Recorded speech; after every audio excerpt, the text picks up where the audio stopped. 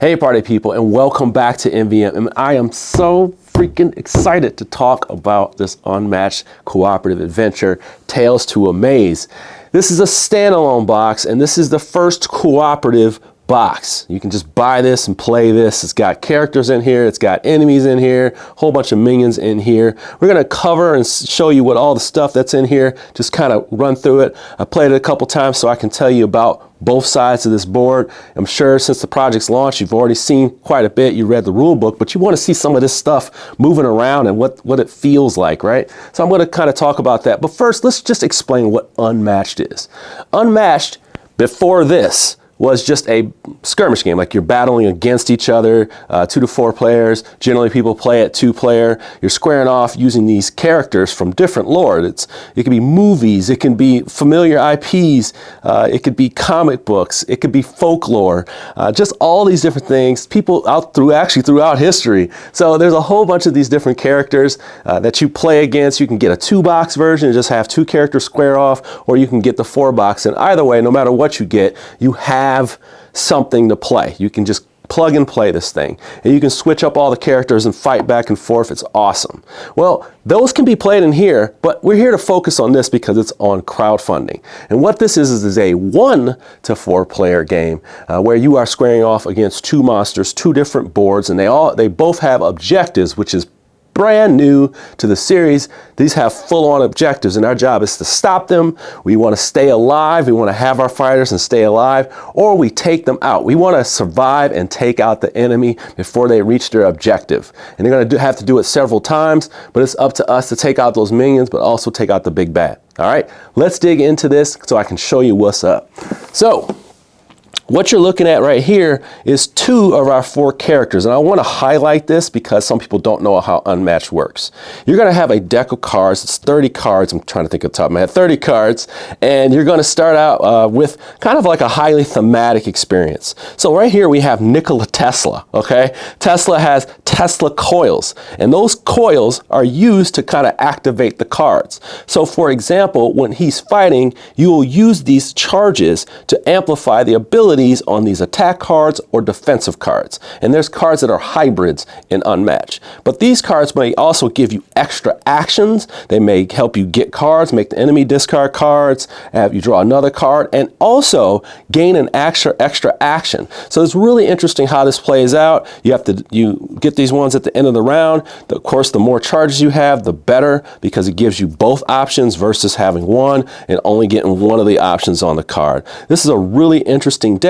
Might be a little bit more complicated for beginning players. Now this one, Jill Trent and Daisy, this is another thematic deck. I don't know anything about this character outside of here, but I love doing that in Unmatched, where you learn about a character by playing their deck. And also in the game, some characters do not have people with them, fighters with them, assistant fighters that look like this, or they just kind of fight on their own. So Nikola Tesla fights on his own. And then you have Daisy here, and what those fighters can do is they can fight together, and more than likely, because those characters are kind of working together, they have thematic things that come together, like Sherlock and Holmes. Sherlock and Holmes are a team in the game, so they are a team in another box. So I just want to give you an idea of what I'm talking about. So Sherlock and Holmes work together, these 2 work together. And what Dr. Trent has is these gadgets. She's like, oh boy, you ready to date you want me to date myself? Inspector Gadget, okay? Inspector Gadget, okay, for everybody, Batman. She has all these different tools. She's kind of like a detective scientist type character. And she has this Hypno Ray blaster, and then she also has this ultrabiotic tonic. This one heals herself, and she has to choose this at the beginning of the round, or she has this blaster that helps her with combat. And it all has to do with, is your card higher or is your card lower? And that will affect whether you are getting that benefit. But other than that, she's using her different types of gadgets to kind of help out with combat, help her heal, help her get an extra action or 2. There's all this stuff that she has in here, canceling effects. I'm just going to leave it right there because I want to get through all this stuff. Annie Christmas deck. She is I believe she's known like in Louisiana. She's sort of like Paul Bunyan-ish. So she has like she has her buddy Charlie, and they're going to work together. He's ranged. So sometimes characters are ranged or they're just melee, like Nikola Tesla is just melee. But Annie Christmas is very much a brawn type, you know, just beat down, awesome character. But she also has a buddy, Charlie, who's like kind of a, you know, kind of range guy. I'm doing the air keys here, but that's kind of what he is. He's a range guy, and they do work together. Their cards interact from range or whatnot if they're close to each other or they have people in between. They also have this ability. She also has this ability if she's weaker and she uses her card, she gets +2 to her attack. So that's one thing that you can also look at when you're doing these characters. They tell you kind of like what your abilities are. So there's also things that, like, if you don't move, you get extra attack. You have to choose whether you want to use certain things at the beginning or end of your turn. That's the kind of stuff that goes on in these decks. But that's Annie Christmas in a nutshell. I got to do some more research on these characters before I turn the dang on camera. I completely forgot to be looking up all these things.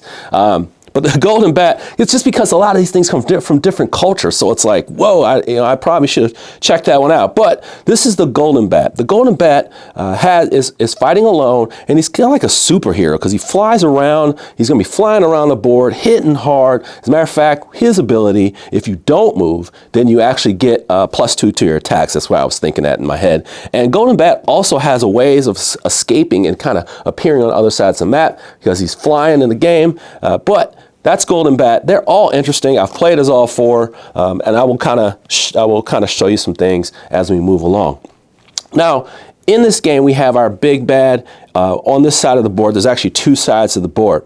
And you're going to have the main bad. They're going to have their objective, but I'm kind of leading up to that because there's also minions in the game that are similar to the assistants that are in the game. And there are 6 of them. There are 5 of them. I have, there's more than 5 actually, I'm sorry. 1, 2, 3, 4, 5, 6. So there's 6 of them. And the 6 of them, the 4 of them that I played against was the Jersey Devil, and they all have their own deck. So they all have their own deck and they all have their own tiles, and they're going to come out and they're going to join according to how many characters are fighting, because you can play 1 to 4. So if there were 4 characters in the game, you would have 4 of these out here with their own decks. As you can see in this example, I have the Ant Queen and the Tarantula. So they'll both be out here. They'll both be out here. We'll both have their decks, and we will also have the Big Bad's deck right here. So this Big Bad, the Martian Invader, will have health according to how many characters are out here. So 10 for every character. So this would be 20 because I have 2 characters. And then we will also have these enemies out here that will surround him to start out the game. Now, the objectives in this game are pretty simple to understand, which is really good for people who are new to this.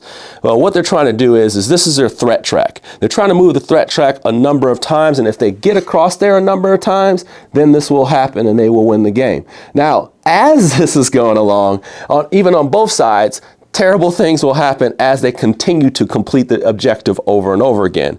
And then their minions will also have abilities that push the threat up as well, and also some of them will get more powerful depending on where the threat value is at. And it works sort of like boost cards if you've played the game, because you can boost your movement. It hurts. Some of these characters can pound you pretty hard if that threat meter is anywhere in between or one of the high numbers. This invader specifically, what they're trying to do is move around here and add these tokens here, these invader tokens, and put them on here. The more of these tokens that are on here at the end of the round, the closer they will get to the actual objective. So let's say there was this one here at the end of the round. It would say this moves 1 plus how many of these are in the field. So then it would move 1, 2, 3, and then it would advance the invasion. So there's a lot going on there. You also see that this enemy here, that different enemies may put different things out as well. So that's all the things that you got to defend against. So also in setup, so for people who are looking for something a little bit more challenging, you also have this stuff here. So you have ways of making this game a lot more difficult. You can add events to these. You can add, I believe, 1 to 3 of these and put those on there. I did not do it because I still lost on both times I played, so I don't want to add anything harder. But there's that as well. Now, this game has an initiative deck. You're going to put as many, you're going to put your initiative cards in there for each person that's involved in the game. So everybody's going to have initiative cards. So I would at least have one for each one of these. So there'd be 1, 2, 3, 4, 5 cards going in there. Okay, so we have 5 cards. We know that at some point they're going to come out. Now, if you played Aeon's End, you might be more familiar with that. That's kind of how this works. So I'm going to go ahead and just flip a card, and this is how it works. Throughout the game, you'll be looking at your card here, and it will tell you what you do on your turn. So now the 2's come up, I would take her turn. The things that you can do on your turn is you can maneuver, so you can take a card from your deck, and then you can move up to your amount of movement, which is 2. And you can move your fighters, 2 spaces.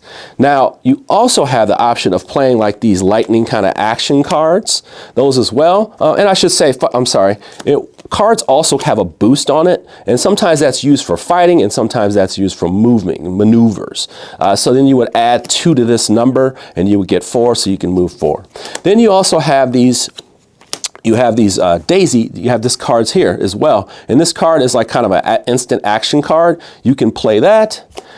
And you also have the option of fighting if you're in range. In range, and generally over here on this board, as you can see, there are colors. Those are like areas, but then there's overlapping, which is like 2 colors, which represents not only this, but it also represents this. And that works for ranged characters. That works for certain cards that will say within the area, those types of things. So that's why you're seeing all these colors all over the place. That's why there's hybrid colors and there's areas with just their solid color. So that's generally what you would do when you fight someone. You flip the cards over and then you resolve them. So we're just going to keep going. You take your cards, you play a card, you do your thing, and we're going to show you some things that are a little bit different here. So when you play these cards, when you play Martian specifically, they will have invasion cards, and those invasion cards may have something that says do this right now, or it'll say do it at the end of the round. And this one says any player may discard a card, and if no one does, add an alien to the field. Add an alien to the field bordering the space, bordering the Martian invader space. So let's say I was here and there was nobody here and I didn't want to discard a card from my hand. I don't want to discard a card from my hand because you don't want to run out of cards. You don't want to run out of cards in this game. Then I would place this on the field like so. Okay? And then we just keep going. And as you can tell, as we start adding these, the enemies will start moving as well. So I'm just going to go through this. As you can see, there's a lot of stuff going on here before I even get a chance to go. The other character gets a chance to go. But that's kind of how the alien invasion stuff works. It's a lot. Like this Martian, it would move towards me on my turn, and then what'll happen is it will attack me. I should do that first. So it will attack me, and what fighting looks like is you take a card from here, and then you take a card from your area, and you're trying to play cards that are defensive. They can be straight up defensive, or they can be attack defensive. You want to play one of your cards face down. So you play a card face down. I'm just going to play this card face down. And then what we do is we reveal these both at the same time. We flip the cards over at the same time. And enemy cards look like this. You're going to have, ooh, this is terrible for me. All right, so this card right here is an attack 4. This one, he is attacking me for attack 4. Great. But it says immediately, and this is where the enemy comes in here, as they do objectives, they're going to be flipping over these icons, these little alien symbol icons right here. And if they match what's on this card, this takes effect. It says immediately, if a Martian invader is in a space bordering an occupied field, ignore the value of the opponent's card. That basically makes my card nothing. So that would fight me. I would reduce my health. And I should say every character has different health.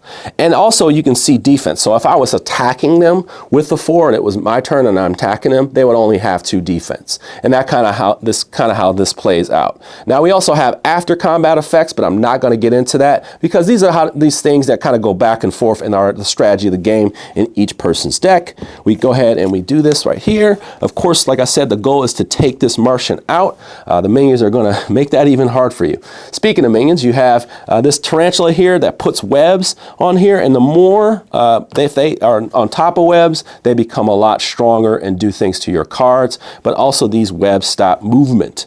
The Ant Queen, Ant Queen is tough. The Ant Queen has this own pheromones deck, and these pheromones will also do things at the end of the round.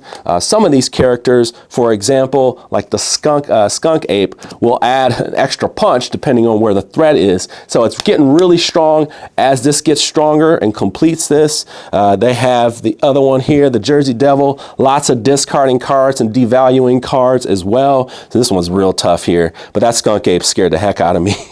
Scares the heck out of me. So there's a lot of different variation of characters. I didn't get a chance to play with the blob or the frog, so I can't tell you that. But when we resolve a round, this is what it looks like.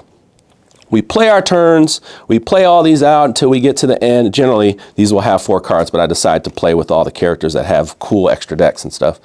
So once we get to the end of the round, we are resolving those cards as that, but we're also resolving the end of round stuff in order, okay? So like I said, some cards will have just regular stuff they do during a turn, and then sometimes they'll have cards that do things at the end of a round.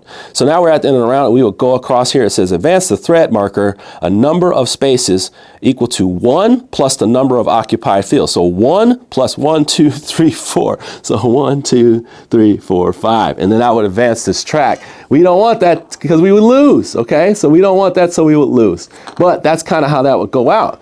But we would also do these things. So it says advance the threat marker. Place a web token on the tarantula space. So let's say it was over here. We would add, say it was over here, would add 1 to the space. And then advance the marker 1 space.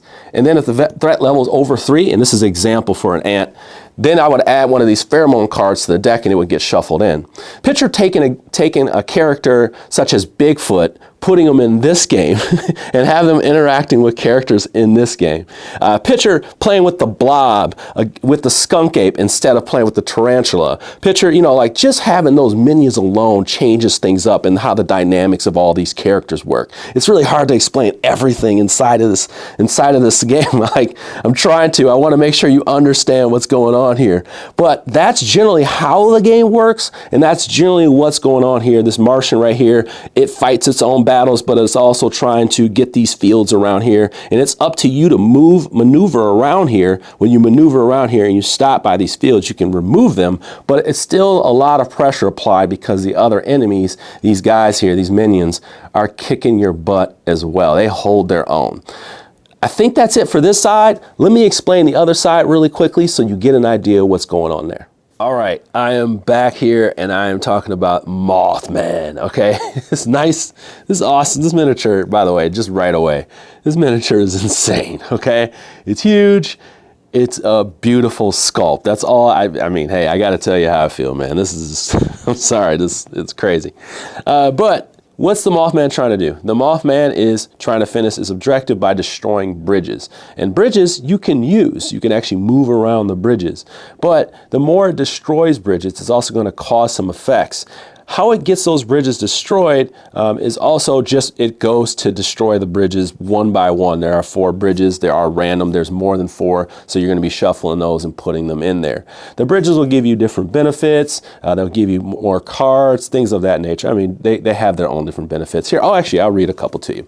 It says a player will draw up to 4 cards. This one says move a fighter up to 3 spaces. So some of those things you're using strategically. What you're gonna do is if you're near one of these things, you maneuver, and you can use this to go across, but if you want to remove these tokens, these kind of doom tokens that come up on here, you can remove up to 2 if you discard a card. But once again, the trade-off to discard a card is a big deal. So you want to watch out for that as well. It's kind of a big deal. Now, just like the other side with the aliens, the more of these tokens that exist, the higher this thing will go at the end of the round. So that's what the one thing you're playing with as you move along. You want to watch out for that. You also have these events if you want to shuffle those in for a little bit more